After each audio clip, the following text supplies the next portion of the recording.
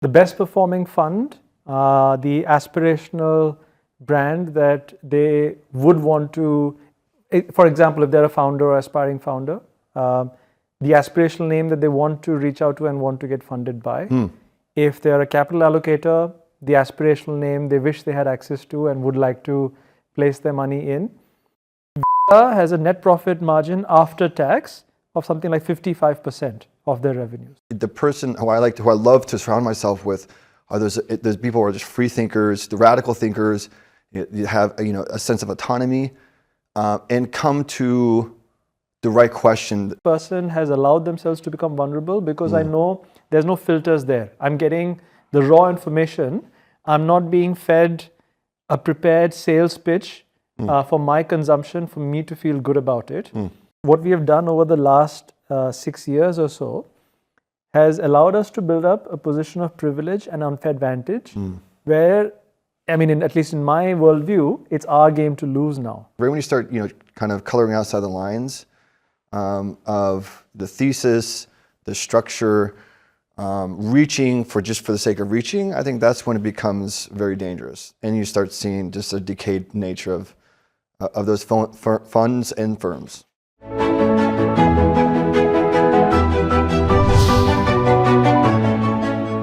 Okay, Adam and Shub, here we are again. So episode 10, Destination. So I think we'll dive into a little bit about your personal journeys into venture capital, your style of investing and also advising startups. Then we'll look at the vision, the future of Foundamental, and perhaps a little bit of construction and where we see the market going. So who wants to go first?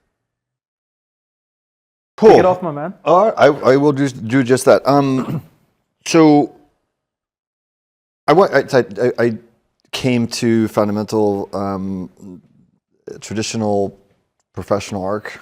Prior to Foundamental as a venture fund that was more in the late stage, more pre-IPO stage, and we were investing in companies more or less that you would check in every quarter. And that's pretty much what you check in every quarter how the company was doing, and more or less the company was at a certain scale, at a certain trajectory, that there wasn't really much insight or guidance that you would be able to provide to these firms, and that was fun, but it really wasn't engaging. You become like this armchair investor, and that's what ultimately led to wanting to start something new. Albeit I didn't know in what direction, if it was going to be a generalist or a sector approach.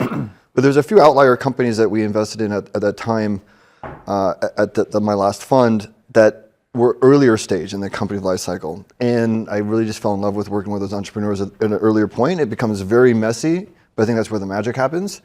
And that was kind of like my call to action to at least start and dedicate more of my time to founders, really at its most earliest point in the company building, starting up process. So, a little bit different than yours? Yeah, for me, actually getting into venture capital was a beautiful accident, I have to say.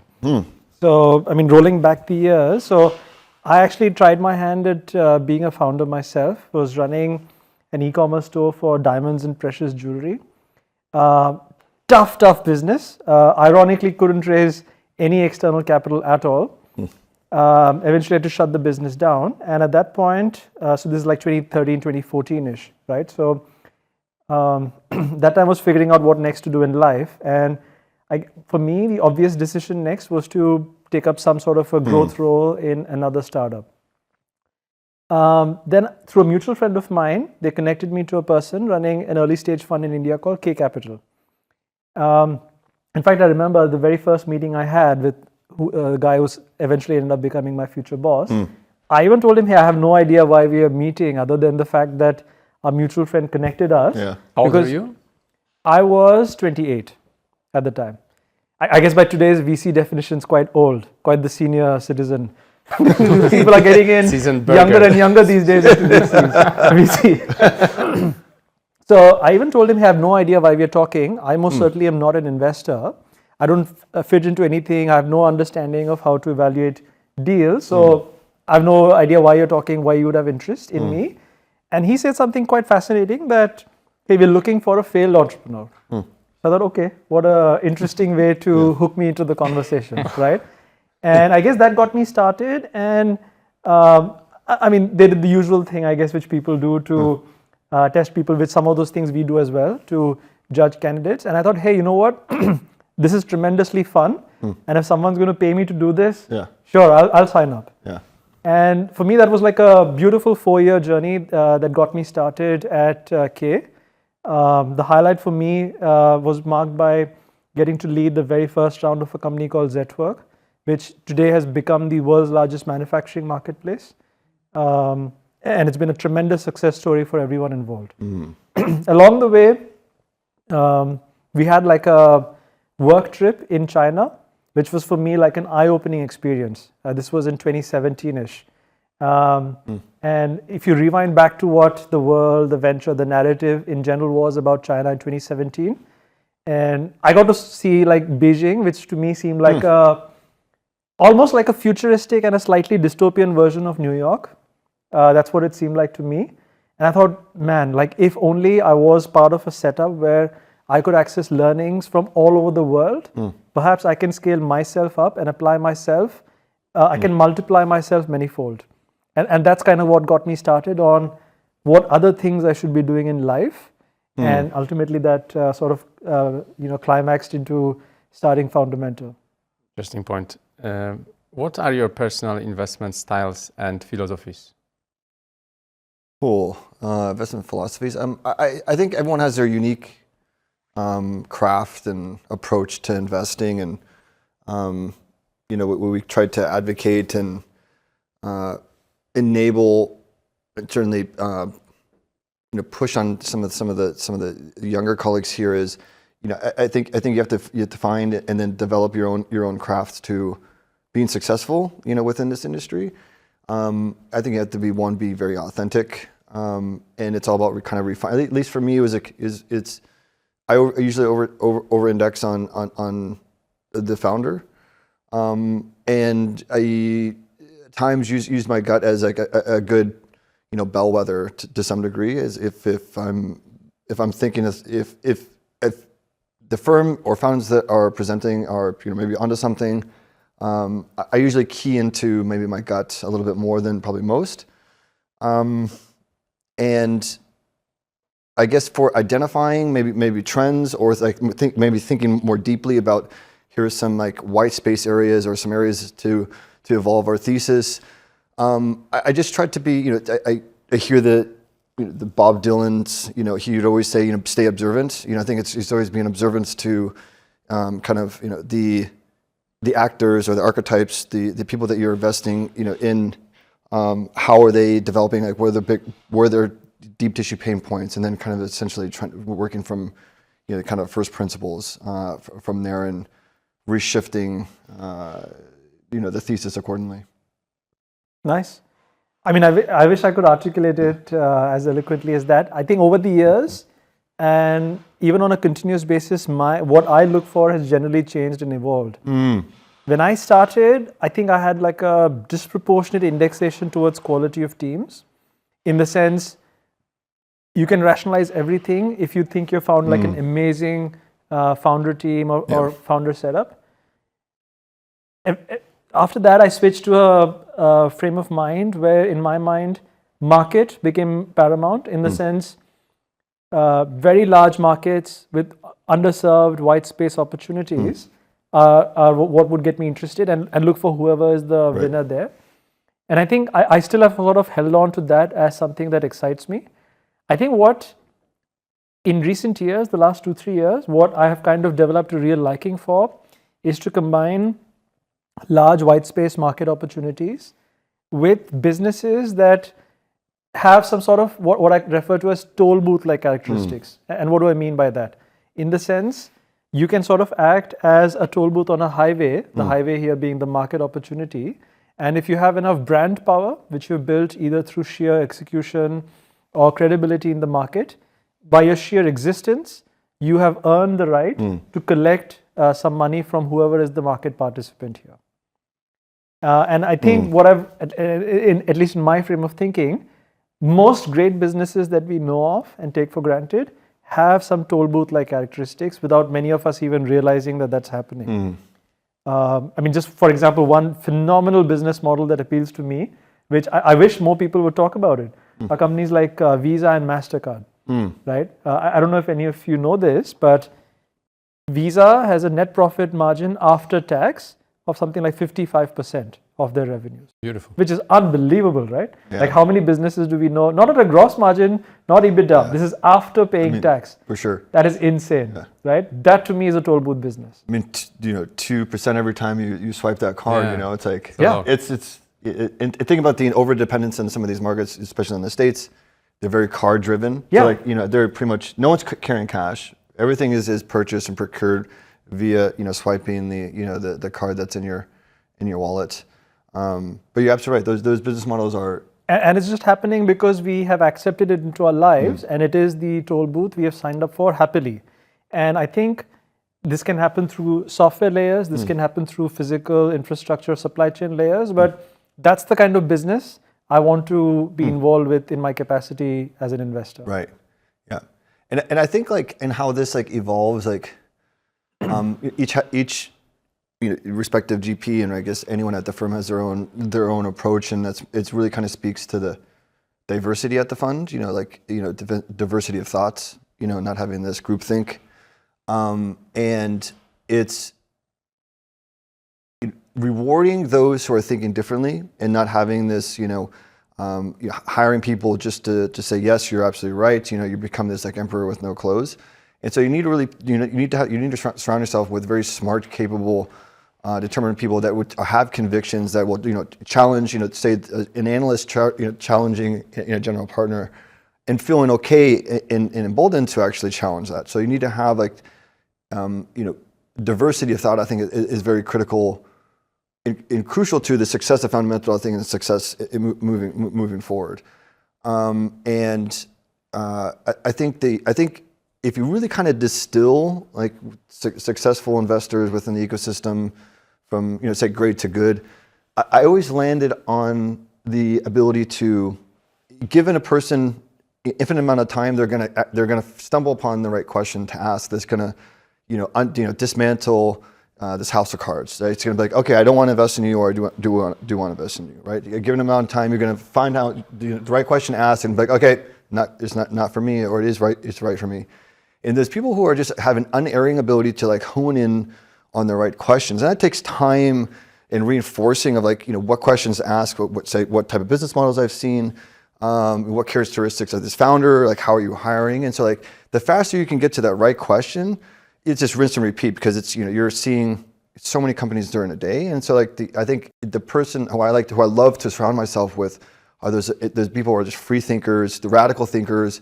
You have a sense of autonomy, and come to the right question the soonest, if that makes sense. Yep. And I think if you surround yourself with a lot of those independent radical thinkers, I think everyone, it's like a rising tide. Everyone will be more successful for having those individuals around you.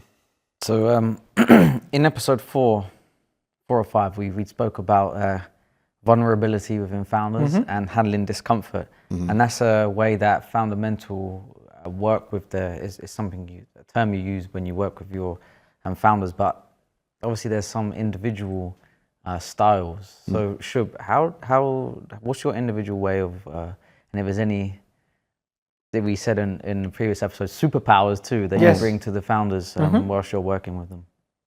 So look, what I like to create, ideally serendipitously, but if not, through by navigating conversations, is to allow for enough opportunities to emerge where founders openly talk about either their failings in the past or their weaknesses and what's missing in the current setup, what is likely to go wrong or what may go wrong, and what the limits of their abilities are.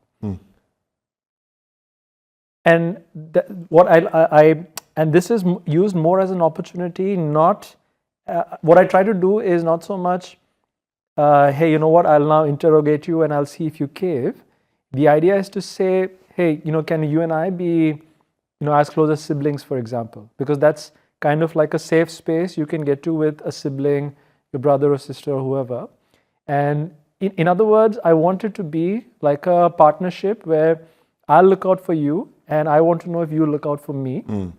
And if you can't demonstrate to me that you can allow yourself to become vulnerable as an act of showing that, we are partners, then I'll probably also have to operate from a distance because you're not allowing me to get closer to you, if you know what I mean.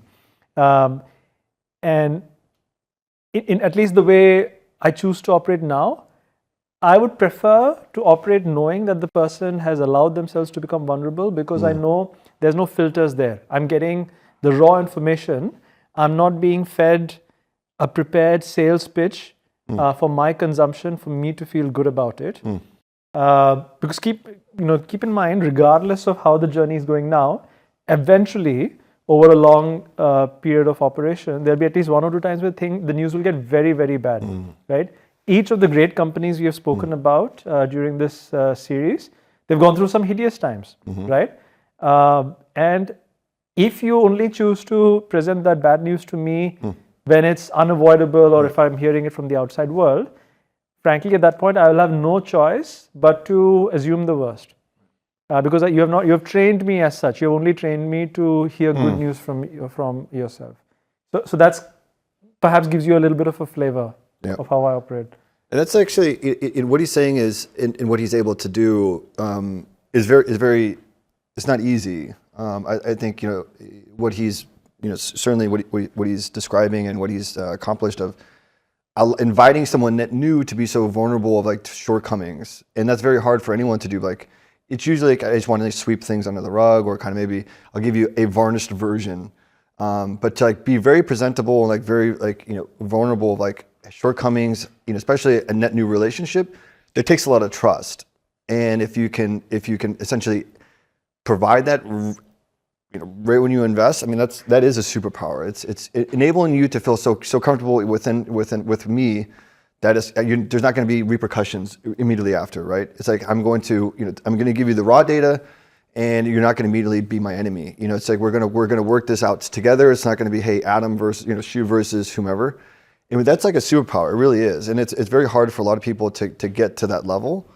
It's almost like this, like a Jedi mind trick. It's like, I think it's worth elevating again. It is his superpower, and it's very hard to replicate or mimic or emulate.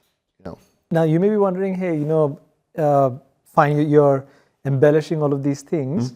Does it actually have any residual value for either Foundamental or the portfolio founders involved? I would argue these sorts of situations, if they're well played out, the value is unlocked during tough times, like kind of like the times we've seen in the last 2 years or so. Because we've often been in situations where, for example, there isn't as much of or there is more of a trust deficit, and not as much trust as we would like, or as much as we thought transparency as we like. And then what happens is you end up wasting a ton of time just staging like a negotiation. Yeah. And what I mean by that is, for example, a company needs an additional infusion of capital, right? You can try to massage the whole situation by saying, this happened and that happened, and it's not my responsibility, so I need this and that. But I mean, any intelligent investor will be able to see through it. And then if you haven't built up a track record of trust, it's like you've built up this house of cards, and now you have to keep explaining yourself at each level. Whereas if you have a foundation of trust, I mean, even in the companies where we have the closest trust, you can wrap these things up in like a 10-minute conversation as soon as you have thought of it. You don't need to stage this thing over like weeks and months of negotiation. Yeah, exactly. It's like the disclaimer, like this long-winded disclaimer, and then you drop the bad news. It's like just come out, just hit me with the raw, sledgehammer of the bad news. I'm willing, like we're so close that I could absorb that and not feel like I'm going to have some repercussions. And that's how think about it. It's as again we've said multiple times, the arc of the successful or any startup is, there's some outliers that do this, but it's anything but from up and to the right. It's peaks and troughs, and I think how you manage those troughs it really gets to build a great successful company. I think, and how you manage those troughs is you you surround yourself with people who are essentially are agents of good, who are going to essentially advise you to get around the most difficult points in time in your company journey. And the only way to do that is to be completely vulnerable and be forthright and transparent. And if you're not, that trough is just going to keep going better and better, longer and longer. And you're going to be shooting but your both feet at the same time, and it's just like you're going to be it's just the wrong tack to do it, because a lot of founders have egos and like, well, I don't want to present the really the worst news, and now they're going to think less of me, and it's this ego gets in a way of a lot of founders be able to get around and pirouette around some very tough, sluggish times. Thanks for sharing that. So speaking of destinations, we need to touch on challenges and opportunities when you grow and scale Fundamental. Maybe we can start from challenges, or you can connect them with opportunities as well. Sure. Did you want to know more about challenges in building Fundamental to what it is today, or were you thinking of a different direction? Looking ahead. I see.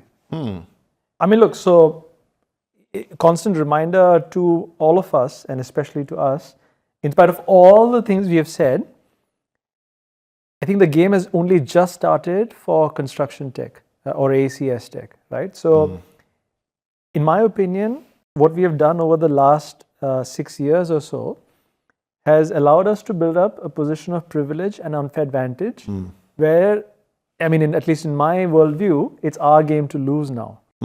But that also means that we haven't won the game yet, right? So therefore we need to keep going, and it would be a real shame if we sort of got ahead of ourselves, took things for granted, became complacent, and rested on our laurels, which is why obviously we have this one over here, right? And therefore I think it's important for us to know that the game is evolving. We need to keep anticipating what new opportunities may represent vertical singularities for us, right? And also with any opportunity that's there for the taking, to expect competition and intense competition. And that's basically some of the challenges I foresee. Yeah, it's trying to be shying away from being a victim of your success, right? And it's why recreate the wheel, or if it's not broke, don't fix it.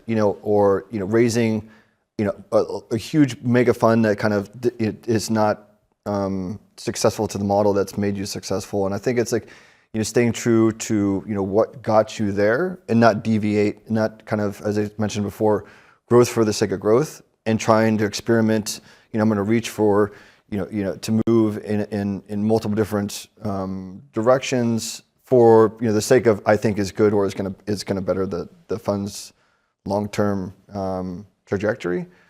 I think that's when you get. I think that's when you start seeing erosion or decaying of the fund. I think if you stay true to the ethos, and you don't deviate, what really got you to this place of success, then I think you'll be fine. But I think right when you start kind of coloring outside the lines of the thesis, the structure, reaching for the sake of reaching, I think that's when it becomes very dangerous, and you start seeing just a decayed nature of those funds and firms.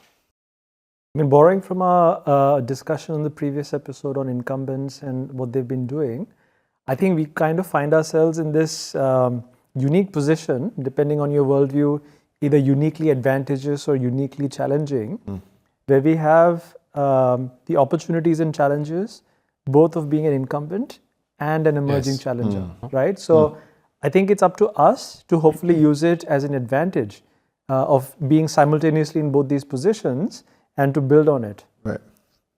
Yeah. Yeah. We can say. I was just gonna say, like, just rinse and repeat. There's no reason to be like overly creative just to be creative and complex. I think that's the moment when you inject more variables into the equation, there's more variables to to master. And then you have the higher probability that you're ultimately not going to be as successful as you once were. It's just, why take the risk? Why deviate away from a recipe that's worked for you? Yeah, just so mindset must come to this, because clearly you guys are a highly specialist firm. You operate in different ways to how, let's say, a typical VC works.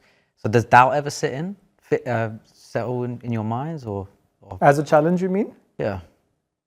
I actually find it, for myself personally, I find it liberating and refreshing, and it takes away the pressure. I mean, I think what, at least for me, I gave up like several years ago, is this feeling that I need to conform to Yes. the expectations or the norms of being a typical VC. Yeah. And I don't know if you want to go down that path of what a typical VC constitutes. We've been there. We've done it enough. So, but mind you, I mean, even though I'm trivializing it over here, I can tell you the vast majority of VC professionals actually grapple with that as a problem, and they feel this sense of peer pressure or urge that conforming is the way to get ahead in their respective careers. At least for me, once I think you get out of it, I think it's very liberating. Yeah, absolutely. To carry on the theme of how I brought up Bob Dylan, it's the Frank Sinatra. He's like, I did it my way. It's like I don't want to conform or draft of others. There is some liberty and some freedom of choosing the path that you feel excited to go down, and not feel the pressures to conform for conformity's sake, or just to be popular, or hey, this is what the rest of the herd is doing, so I should probably mimic them to be accepted. I think right when you start trending the line of I'm doing this, I'm doing X or doing Y to be liked or to conform, I think you're doomed to fail. And plus, I don't like to be painted in a box, and I like to have some autonomy and think differently, and I think that's ultimately what I think has led us to be successful. So let's say I'm going to put you on the spot now. So 5 years from now, if someone hears Fundamental within context of investing in construction technology, what should they think? The best performing fund, the aspirational brand that they would want to, for example, if they're a founder or aspiring founder, the aspirational name that they want to reach out to and want to get funded by. If they're a capital allocator, the aspirational name they wish they had access to and would like to place their money in. Anyone else, a brand that they want to be associated with in some capacity. Yeah, I would say if you really want to distill it down to a few words, is to be a gold standard. You want to. Maybe not to seek success, but maybe I think looking back, it's we helped some of these firms kind of grow or help accelerate the firm's success. I think looking back, I think I would be very much more happy, and if that were the case, and then instead of just saying Fundamental is super great, meaning if we could point to the point in time that we were demonstrated irrefutable evidence that we've took this firm or firms into a new heights. I think looking back, I think I'd be fine and very happy with that outcome. Feels like we're on fertile ground to be that company. Sure. So we spoke previously, and maybe people will pick up on this, about the idea of a coherent culture and contrarian mindset as Fundamental grows. So why do you believe that that's an important factor and essential to the long-term success of the firm? I mean, yeah, contrarian. I mean, I get if you're mimicking the herd, then it's regression to the mean, as I said before, right? You want to be contrarian, you want to think outside of the box, and that's where the power law exists, right? But you have to be contrarian and right. It's not just to be contrarian's sake, right? Contrarian and wrong is still wrong. You know what I'm saying? You gotta have both variables in the equation. So I think that leads to consistent power law, right? Just being first principled, not being swept up with herd mentality. If you get swept up to herd mentality, you look at that you're going to average returns. So I think it's just a constant refreshing of that mindset on a daily basis. Yeah, I mean, I would say just piggybacking off of what you said, assuming that you have a way to be contrarian and right a decent number of times, I think you need to have a certain unifying culture, or at least a certain respect for viewpoints and a process that enables all of it. Otherwise, I think to maintain contrarian or a set of contrarian personalities or different or a set of people who have differing and maybe contrarian views, for any length of time, you need a unifying culture to enable that and to respect and foster that. I mean, I just see it as a necessity. You cannot have a contrarian mindset for years at a time without the other piece coming into play on the enabling culture. What are your predictions for the future of architecture, engineering, construction, and supply chains? And what is the role of technology in shaping of the built world? I guess I would rest on the earlier prediction. I said that this year plus beginning of the first quarter of next year is going to be the amount of acquisitions is going to be an unprecedented rate in amount in terms of just aggregate dollars, and then I think just aggregate amount of deals.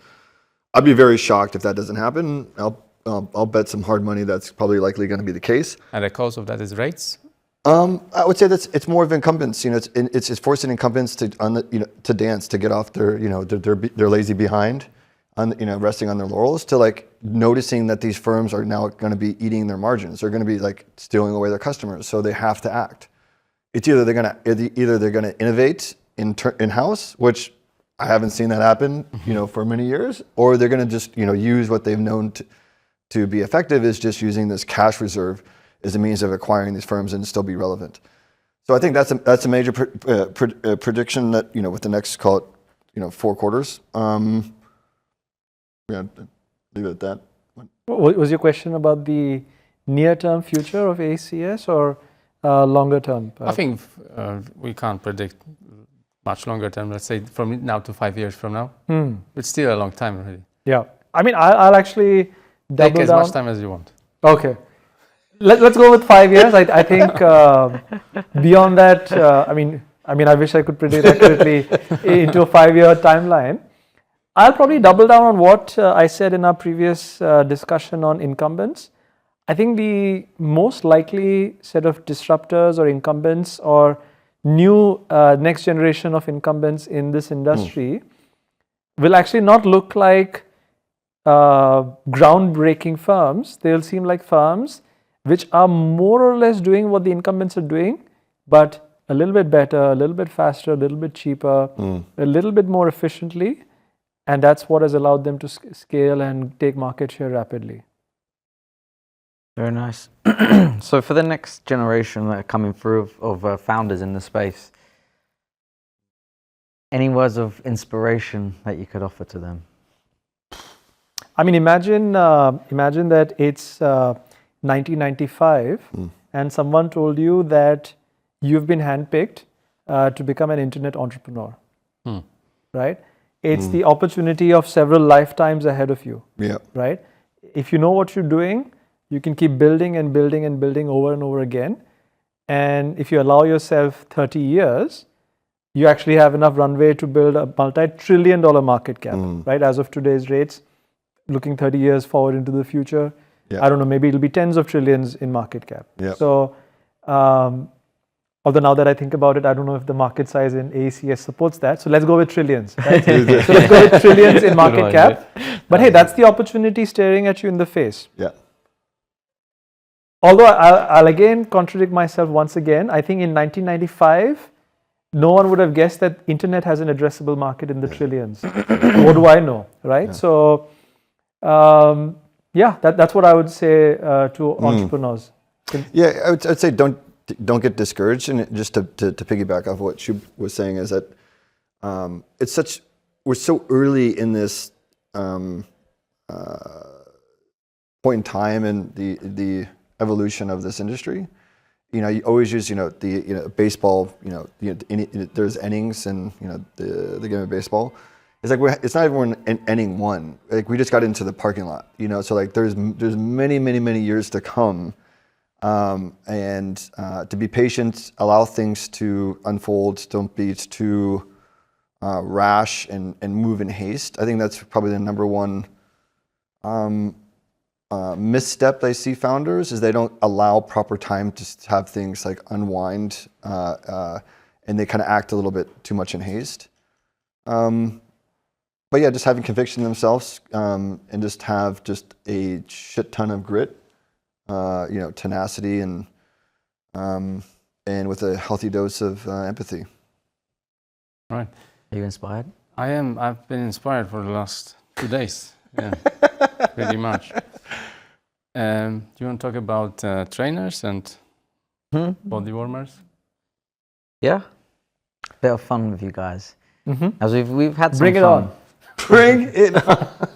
So, the observation I made, actually one of the first things when I met Patrick, and put up a LinkedIn post about the fact that I'd never seen him wear a Patagonia body warmer before, which completely confused me because I thought that was the dress code for VCs, notwithstanding the trainers. So, Wait, is body warmers is that regarded as a vest? Is it?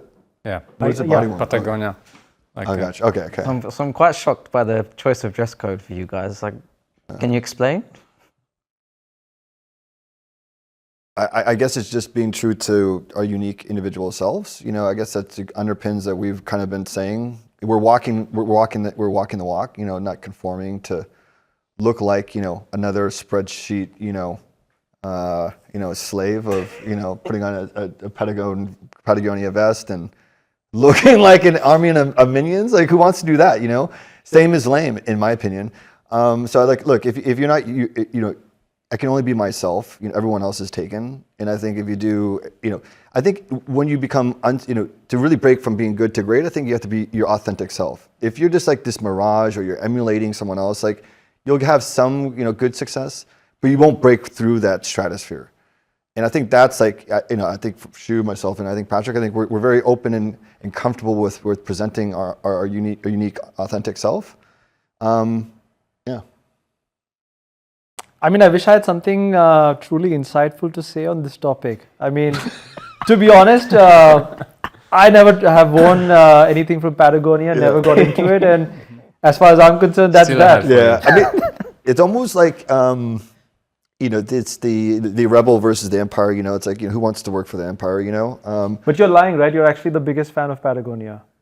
No. with the belt? No. Yeah, it's like, so have you guys ever seen I always remember talking about this Rebel Alliance being applied to like startups or just corporations, like the early Macintosh, when like they're in this theater, and this lady walks in and she throws like a hammer at I think it's an 84 ad. Yeah, that was so powerful. It was like, this mindless drones, And so I think like, having the autonomy of thinking freely and just being your authentic self, I think is what matters in life, I think, and really trickles and finds its way into, the day-to-day business.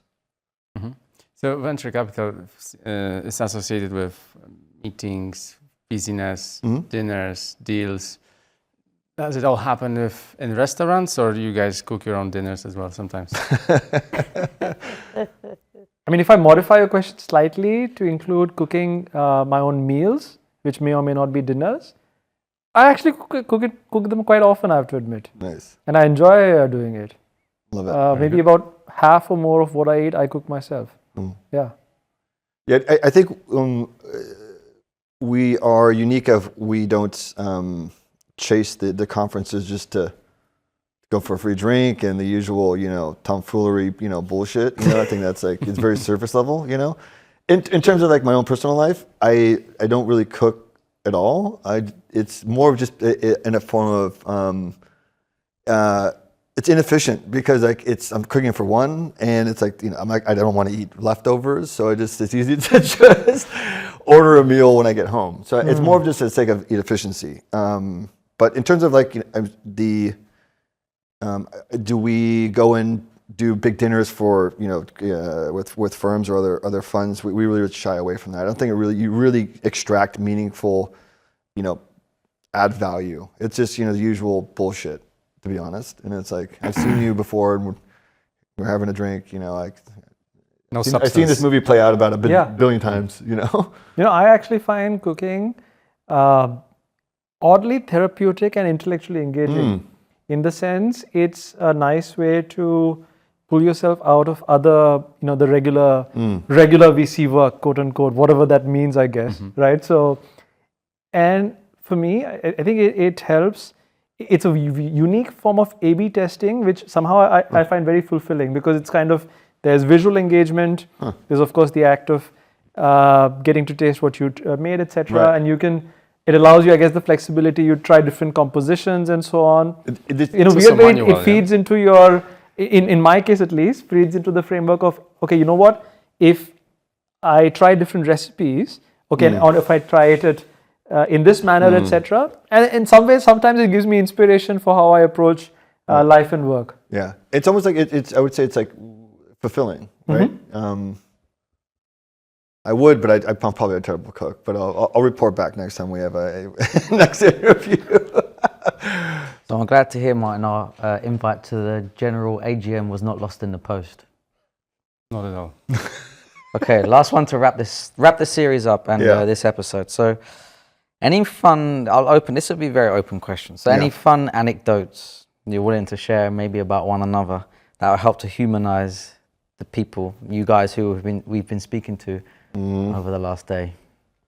Well, maybe something that would surprise people behind. I wouldn't say surprise, but like there's always these. Prior to coming out here to Berlin, I was coming out here quite frequently, and jet lag I think affects me more than most. And like we had this first, the story that always gets retold for obvious reasons. But we were first retreat, and we had this breakout sessions, and I was with Shub, and it just so happened that the jet lag was hitting very severely, and like I remember just staring at the side of, like just staring at the ceiling, like yes. I could hear him speaking to me, and I was just so like lost, like then I looked at him, and he's like, "You okay?" Yeah, exactly. Verbatim. Are you okay, sir? I remember after that, I think you said something, and then I asked you, "Hey, you have no idea what I was telling you all this while." And I was like, "No." Yeah. But were you thinking about something different, or just? No? I mean, I was just so zoned out, but I was cognizant that I was zoned out. Where it's like I was so like embarrassed, right? Because this is our first year. It might have been first year. Yeah. And First few months actually. Right. Yeah. And I was so embarrassed, like, okay, this is like, we're going to really get down to, some really great content, and we're going to really untangle some things. And I'm just staring at the, the ceiling for like, must have been 10, 15 minutes. So it took me in the beginning, I thought we were having a conversation. I was in the first few seconds, frankly, a bit worried, because he had like this glazed over look. And I was wondering, because when I asked, "Are you okay?" I mean, it was not like a rhetorical question. It genuinely came from a point of concern, because I had this, you get worried, right? Sometimes when someone has this glazed look, and it became clear to me, like, clearly what I was saying was no longer registering. I think I slowed to react to it, just like, slowly looked like this, the camera pan really slowly, like, I guess it's funnier if you were there, but I was really I was really out there. I don't know if there's any other. Anything about Patrick, seeing he's not in this episode?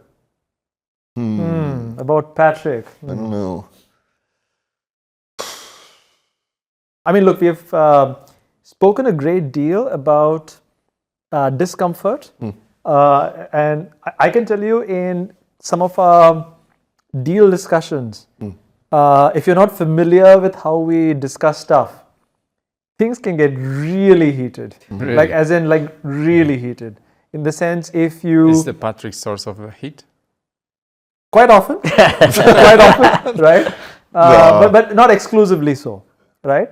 And I think it's kind of who, I guess, we are as individuals. I think we mentioned in an earlier episode that Patrick and I are at the extreme ends of personality types, and Adam, interestingly enough, is like the bridge. He's exactly in between. So if you mapped out our personality types, that's how it plays out.